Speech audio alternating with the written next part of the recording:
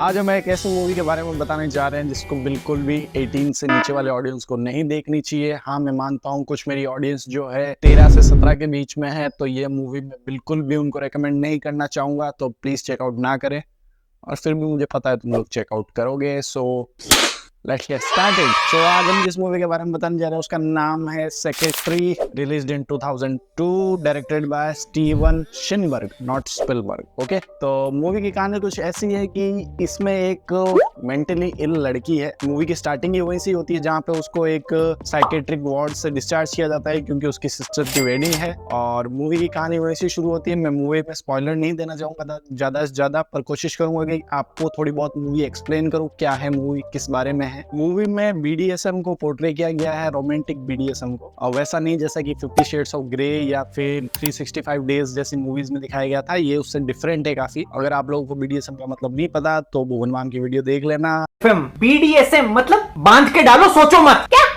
Sorry, आप लोग search कर लेना इसका मतलब क्या होता है। पर हाँ, मूवी के अंदर ये दिखाया गया है, और मूवी की स्टार्टिंग ही आपको बता देगी कि ली एक्चुअली में मेंटल पेशेंट है, क्योंकि वो एक साइकेट्रिक वार्ड से उसको रिलीफ मिलता है क्योंकि उसकी सिस्टर की वेडिंग है, और प्लस उसके बाद वो अपनी लाइफ कंटिन्यू करने के लिए वो टाइपिंग सीखती है। थोड़ा सा स्पॉइलर, और वो अपनी जॉब की तलाश में है। जब उसको अखबार में एक इश्तिहार दिखता है कि सेक्रेटरी की नीड है, तब वो जॉब के लिए जाती है मिस्टर ग्रे के पास। यहाँ इसके अंदर भी जो लड़के का नाम है मिस्टर ग्रे है, तो उनके पास जाती है। पर ट्विस्ट तब आने लगता है इसके अंदर, जैसे कि जो ली की दिमागी हालत है ना, वो जैसे जैसे ध्यान पड़ने लगता है मिस्टर ग्रे को, तब तक उसको लगता है कि जितना फकडअप वो खुद है उतना ही फकडअप वो लड़की भी है।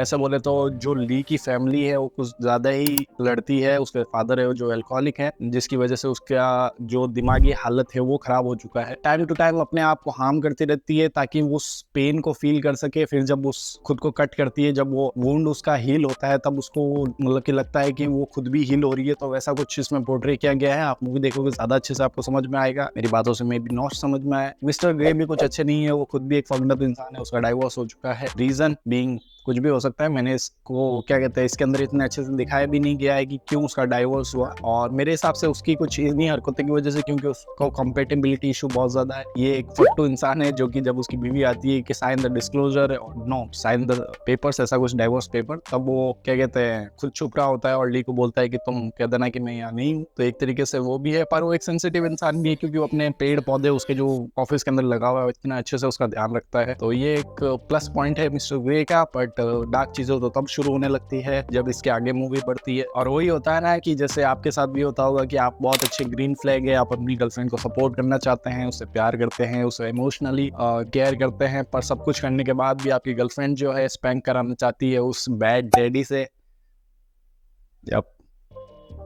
और आपसे शादी तोड़कर उससे शादी करना चाहती है। तो यही इस मूवी में भी हुआ पीटर के साथ। Peter is a boyfriend of Lee, but मेरे को ऐसा लगता है कि पीटर के साथ चीटिंग हुई है, क्योंकि पीटर उसके साथ रहते हुए जो ली है वो अपने बॉस से स्पैंक करा रही थी ऑब्वियसली। और मुझे कहीं ना कहीं लगता है कि पीटर को एक्सप्लॉइट किया गया, यूज किया गया, and at the end when she realized that she wants to marry Mister Grey, she threw him in the trash can right away. ऐसा ही होता है।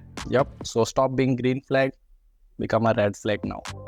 तो ये है मूवी की कुछ कहानी, और आगे की मैं बता देता हूँ मूवी में क्या क्या हुआ। मूवी में एक बहुत अच्छी चीज दिखाई गई कि जैसे कि ली खुद है वो भी सफर कर रही है, और वो भी अपने एडिक्शन को कम करने की कोशिश करती है जो खुद को हार्म करती है। वहीं दूसरी तरफ उसके जो खुद के फादर है वो अल्कोहलिक है, तो वो अपने अल्कोहल के एडिक्शन को कम करने की कोशिश कर रहे हैं। तो बहुत अच्छे से इसमें दिखाया गया है। और लास्ट के सीन में जहाँ पे ली 3 दिन तक एक ही सीट पे बैठती है, वो क्यों बैठती है वो आप देख लेना। मुझे लगता है जब ली 3 दिन तक वहाँ सीट पे उसके बैठी और मिस्टर ग्रेस कभी विंडो से कभी साइड में से देख रहे थे, सेम इवनिंग को रियलाइज कर सकते थे कि she is compatible, she wants to be submissive, and she is ready for him.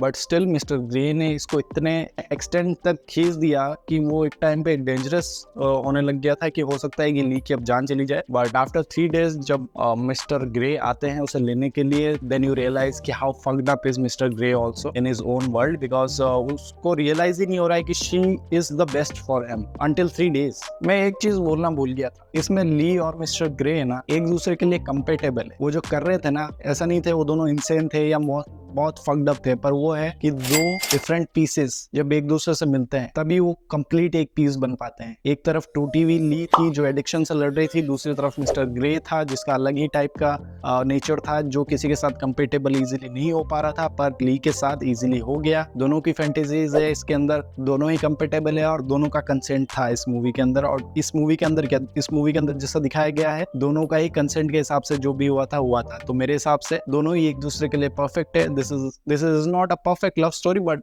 They are perfect for each other I guess. और मिस्टर ग्रे जब उसको लेके जाते हैं और उस दौरान 3 दिनों के दौरान आई डोंट नो कि मूवी में ली को हेलुसिनेशन हो रहा था या फिर रियल में उसके पेरेंट्स और न्यूज रिपोर्टर्स वगैरह उसके सामने आके उससे बातचीत कर रहे थे और बाइबल, जैसे उसका फादर उसके सामने बाइबल का एक कोट पढ़ रहा था जो मुझे अच्छा लगा, याद नहीं आ रहा क्या था, पर ऐसे कुछ था कि it's your body, it's your soul, you can do whatever you want to do, you want to do with it and you wish to do with it. ऐसा कुछ कोट था जो कि मुझे अच्छा लगा। रेडिट पोस्ट पे मैंने पढ़ा था कि ये एक्चुअली बाइबल में नहीं लिखा है, just I don't know what. मैंने बाइबल नहीं पढ़ी है, मैंने रेडिट पोस्ट पढ़ा था, उस पर ऐसा लिखा है कि बाइबल में कहीं पे भी ऐसा नहीं लिखा है it's your body, it's your soul, you can do whatever you want to do, whatever you wish to do, because God have given you the body and soul, so you might use it in a perfect way, don't ruin it. तो ऐसा कुछ लिखा गया था, but जो भी है मैं उसमें डीपली नहीं जाना चाहूंगा। यही कहना चाहूंगा कि आई डोंट नो कि ली को हेलुसिनेशन हो रहा था या फिर सच में उसके सामने आके लोग उससे बात कर रहे थे। उसके बाद जब मिस्टर ग्रे उसे लेने आते हैं और लेके जाते हैं अच्छे से, एंड जो बेदिंग वाला सीन है जब उसको अपने रूम में स्नान करवाते हैं वगैरह वगैरह, that is so genuine, so fucking good. फिर उसके बाद कुछ सीन ऐसे भी है जहाँ पे आपको ऐसा लगेगा क्या ली का कंसेंट लिया गया था या ली को एक्सप्लॉइट किया गया था। मेरे हिसाब से फर्स्ट के सीन में जहाँ उसे स्पैंक करता है मिस्टर ग्रे तब लगता है कि एक्सप्लॉइट है, बट आफ्टर स्पैंकिंग हर जब ली मतलब मिस्टर ग्रे अपना हाथ रखता है ली के साइड में और ली जब अपनी उंगली रखती है, जब मैं एक क्लिप डाल रहा हूँ, तो दैट इज कंसेंट। और मूवी की हीरोइन मैगी ने भी ये सेम चीज कही थी कि मैं चाहते थे कि ये सीन मूवी में डाला जाए ताकि ऑडियंस को पता चले कि जो वो पिंकी फिंगर से उसने उसके उंगली पे हाथ रखा, that is called the consent for her and for him. और मूवी की कास्ट की बात कर लें तो इसमें मिस्टर ग्रे का रोल जेम्स स्पेडर ने किया है, जिन्होंने movies like white palace, crash and dream lover जैसी मूवीज की है जो मैंने नहीं देखी है, बट इसके अंदर इनकी एक्टिंग मुझे अच्छी लगी। खास करके ऐसी मूवी बनाना जिसके अंदर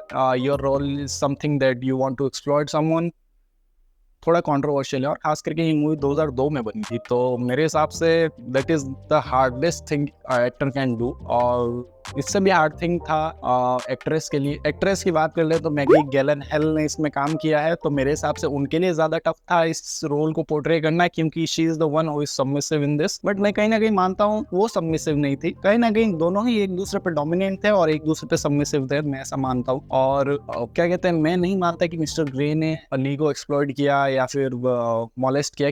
क्योंकि ली खुद भी चाहती थी, दोनों तरफ से अट्रैक्शन था, दोनों तरफ से फैंटेसीज थी जो कि एक्सप्लोर की गई। तो हम कहीं पे भी ये नहीं कह सकते कि सेक्रेटरी को उसने एक्सप्लॉइट किया, अपनी सेक्रेटरी को एक्सप्लॉइट किया, हम नहीं कह सकते। और खास करके उस वाले सीन में जब नया क्या कहते हैं ली आ रही होती है इंटरव्यू के लिए और जो उसकी प्रीवियस सेक्रेटरी है वो मुंह में लिफाफा लेके निकल रही होती है, उस सीन के अंदर मुझे पता नहीं चला कि वो इस वजह से निकल रही है क्योंकि मिस्टर ग्रे ने उससे रिश्ता तोड़ दिया या उस वजह से कि मिस्टर ग्रे ने जो उसके साथ किया स्पैंक या जो भी उसको अच्छा नहीं लगा। तो ये दोनों में से आई डोंट नो कि क्या थ्योरी है, क्यों वो जो प्रीवियस सेक्रेटरी है उसे छोड़ के गई, क्योंकि जब ली एंटर कर रही थी रूम में उसी सेम टाइम पे वो उसकी दूसरी सेक्रेटरी जा रही थी। और मुझे ऐसा लग रहा है कि आफ्टर गेटिंग मैरिड विथ ली क्या हुआ होगा, क्या मिस्टर ग्रे ने एक और सेक्रेटरी हायर कर ली होगी for the spanking or maybe other purposes, because I don't know, Lee is at home, he already married her, so I don't know, movie उस समय खत्म हो जाती है जब ली फोर्थ वॉल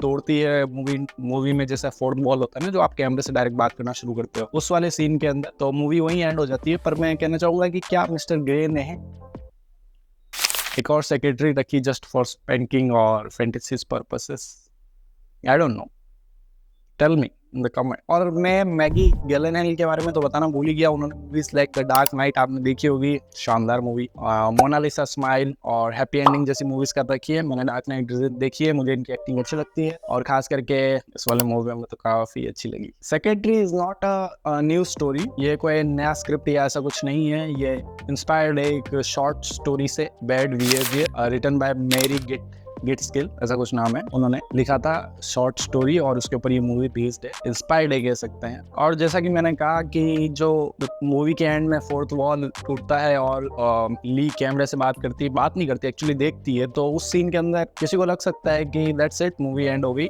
या फिर ये भी हो सकता है कि ली हम सबको देख के कैरियो की नाउ इवन जज भी ऐसा कह सकती है। पर मुझे कहीं ना कहीं ऐसा लगता है कि ली कैमरे में देख के दो चीज करना चाह रही है, एक I am confident and I trust mister grey, या फिर दूसरी चीज ये हो सकती है कि ली कहना चाह रही हो now I am satisfied after catching my prey. जैसा कि एक होता नहीं है कि जानवर, एक शेर या फिर एक चीता जब अपने शिकार के लिए दौड़ रहा होता है तब तक तो वो बहुत हैसल करता है, बहुत एफर्ट्स डालता है, पर जैसे ही वो अपने प्रे को या फिर अपने वो जो शिकार को खा लेता है या फिर दबोच लेता है तब उसको एक रिलैक्सेशन मिलता है। तो यही कहना चाहता है कि जब मैंने अपने शिकार को दबोच लिया है then now I can relax. तो यही है मूवी की कहानी, कुछ पूरी मैंने नहीं बताई, आप देखोगे तो आपको काफी पसंद आने वाली है। एक डिसगस्टिंग सीन भी है, मुझे लगा disgusting, I was thinking that he is going to spank her on a naked but that was something different, the spanking was so good.